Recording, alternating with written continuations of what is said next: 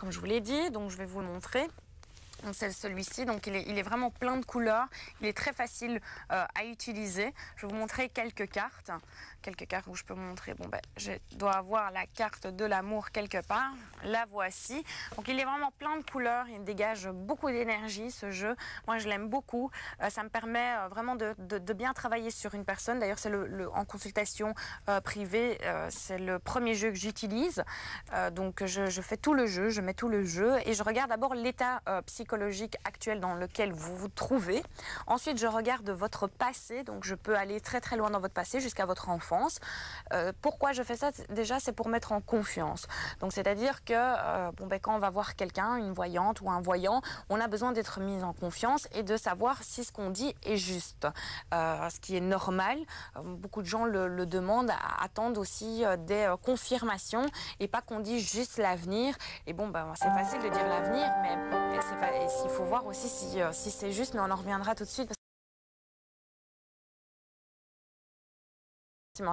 Je vous parlais de comment je fonctionnais au niveau dans la ligne d'amour, aussi en privé, aussi dans les consultations privées. Donc je vous parlais du jeu Le Miroir. Donc je vous disais que la première chose que je fais quand je reçois quelqu'un, c'est que je parle d'abord de son état psychologique actuel. C'est-à-dire comment il se trouve, dans quel état il est, dans quelle optique il est. Ensuite, je reviens dans son passé. Donc comme je vous ai dit, je peux remonter jusqu'à l'enfance. Et ensuite, je regarde l'avenir. Donc en général, c'est vrai, on me pose pas de questions parce que dans tout ce que je dis, il y a tous les sujets, il y a professionnel, il y a l'amour, il y a tout, il y a tout. On parlait aussi de blocage, comme Mario nous demandait s'il y avait quelque chose qui avait été fait sur lui. Alors c'est possible que certaines personnes font des choses sur des gens, c'est pas bien du tout.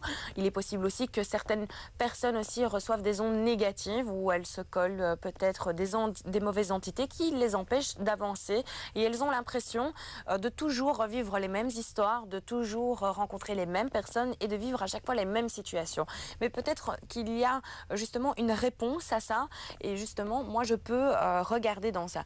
Donc par rapport à ces cas, comment je vois qu'il y a un blocage en amour, j'ai souvent cette carte qui se met juste devant. Donc ça c'est le blocage en amour. Donc là je sais qu'à partir de ce moment-là il y a un problème au niveau de l'affectif.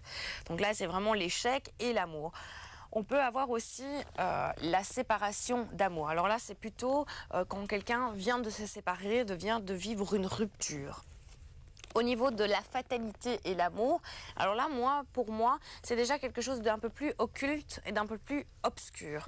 Donc, c'est-à-dire que ça, c'est possible qu'il y a peut-être un travail qui a été effectué effectivement sur vous. J'aime pas trop parler de ça à l'antenne, mais il faut rester logique. Ça existe et il y en a qui le font. Évidemment, quand j'ai la clairvoyance qui se rajoute avec la fatalité et l'amour, là, on voit vraiment le travail occulte, les blocages, peut-être les mauvaises entités qui se sont mises. Si maintenant j'ai une association et je cherche ma carte, je vais la trouver. Donc je cherche la carte du travail. Je la cherche, elle est justement ici. Donc ici, il y a une carte, le travail qui se rajoute. Donc quand on a la clairvoyance, le travail, la fatalité qui se trouve juste derrière, et l'amour, alors là on voit vraiment qu'il y a un travail qui a été effectué au niveau occulte pour bloquer la personne au niveau sentimental.